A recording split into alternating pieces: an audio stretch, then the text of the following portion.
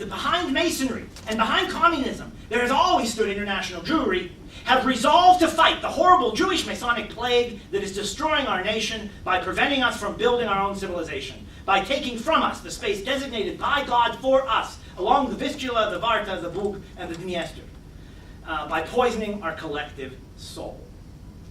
This is plugging into a very common element of this conspiracy, the idea that Zionism is a ruse. I mean, come on. They don't want to go to Israel. It's dry there. They've been living in Poland for 500 years. This is their land.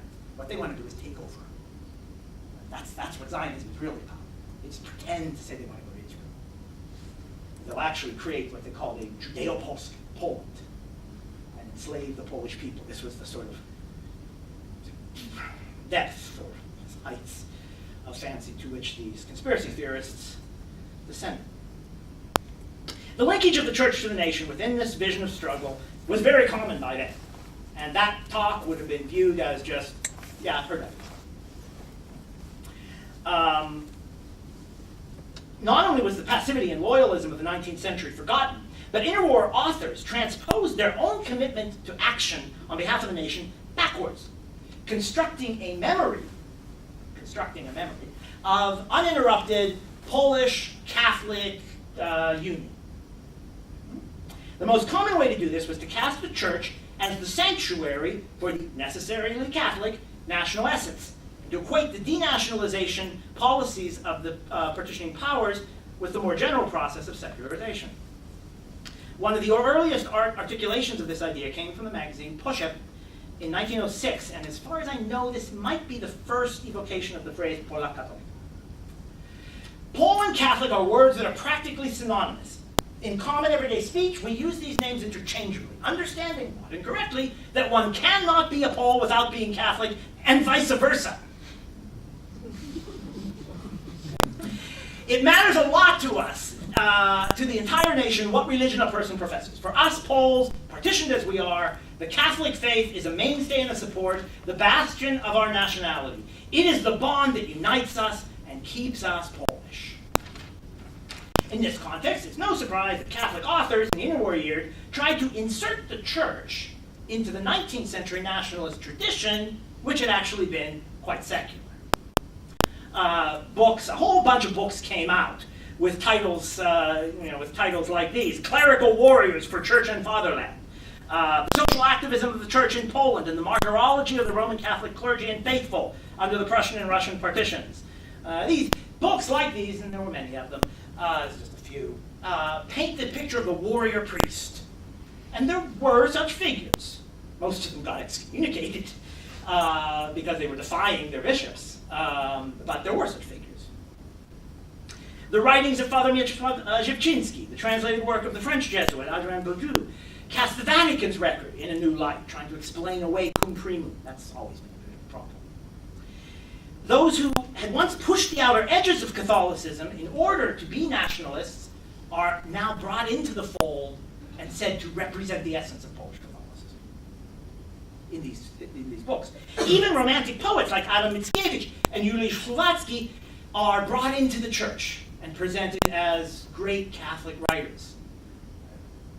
Many Poles are surprised to learn today that Mickiewicz's writing was put on the index of forbidden books. This guy was a heretic. He was declared one. He was not a good Catholic by the Vatican's definition, and they get to define that. So they didn't like Mickiewicz, and Słowacki, absolutely. Słowacki believed in reincarnation. He wasn't a Christian at all. Now suddenly in the 20th century, these guys are, you go to any Polish Catholic church today, there's Mickiewicz. There are Vatican officials from the 19th century rolling over in their graves. To bring this to a close, just a great example of how this eventually played together is in a children's book. A book written by a guy named Józef Januszewski, Father Józef Januszewski, 1924. And it's a book about how Polish mothers are supposed to raise their Polish kids. And he gives them a lot of activities for what you can do at home with kids. And one is to stage a play. And he describes how the play is to be staged. First of all, you got the stage decorated with images of the Virgin of Częstochowa, the White Eagle, Adam Mickiewicz, and Tadeusz Kościuszko. Tadeusz Kościuszko was also condemned by the church as a Jacobin, and was also probably not Catholic. In that play, the child asks, "Tell me, my dear mother, for whom am I to pray for God?" Response, "For Poland, for she is your beloved mother." That's what the mother's supposed to say.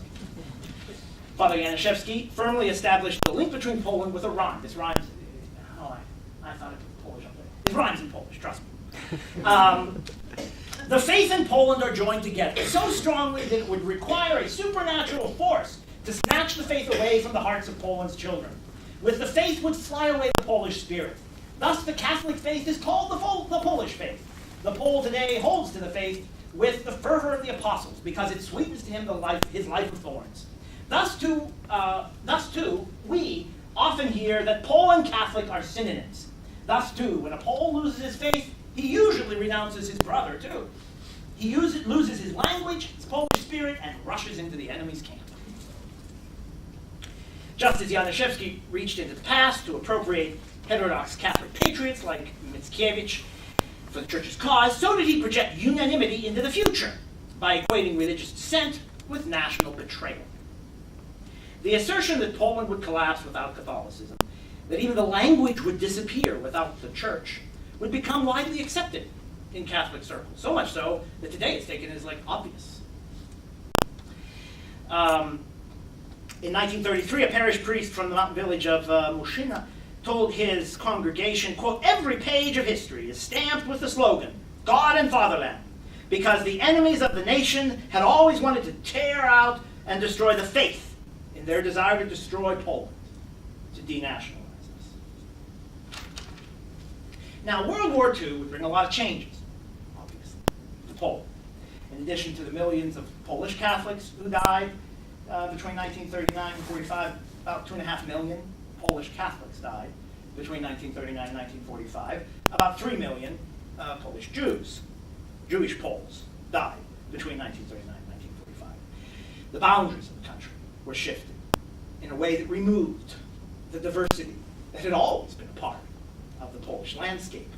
So for the first time in history, the Polish state was in fact almost entirely Polish-speaking and Roman Catholic, another great gift of the communists. They actually created, for the first time, the Polish Catholic nation. But, in fact, the Polak Catholic already existed, notionally, ideologically, long before the communists actually created the Polish Catholic equation in reality. During the post-war decades, the communist authorities would work hard to secularize the Polak Catholic ideal. This is a topic I don't have time to get into today, but it actually is an untold story of the communist era. It's the degree to which they linked up with nationalist rhetoric, just took the religion out, and used a lot of the same language. Anyway, the communists reinforced the idea of ethno-linguistic homogeneity to counter the church's vision of ethno-religious homogeneity, so that you had two different groups, both trying to say, we are all the same. It's a fascinating conflict, and you can read more about it in the book. It's right over there, which I understand they're giving you a discount. Okay. It's too expensive, don't mind. The point I've tried to make this afternoon, the evening, whatever time it is that the developments during and after World War II, including the mass murders, population transfers, and boundary changes, are somewhat tangential, actually, to the story of the Polak Catholic ideology. For supporters of this worldview, Poland's always been Catholic, even when it wasn't. And even today, when it might soon not be again. It's still Catholic, because true Poland is Catholic. For supporters of this worldview, if there are Poles who worship in synagogues or in Orthodox churches or Protestant churches, that is irrelevant. They're not really Polish. Regardless of the fact that millions of Poles today list Catholic on their birth certificate and then never use it again, that doesn't matter. Because the real Pole remains Catholic, because this is an ideological structure, not an observation of ethnography. In fact, the existence of deviations are at the core of the ideological formation I've been describing today, which has long been grounded not in an observation, but in a mandate. The Polak Catholic is not a description of what is, but a call on what ought, a call for what ought to be, an ideal, not a reality. Thank you very much.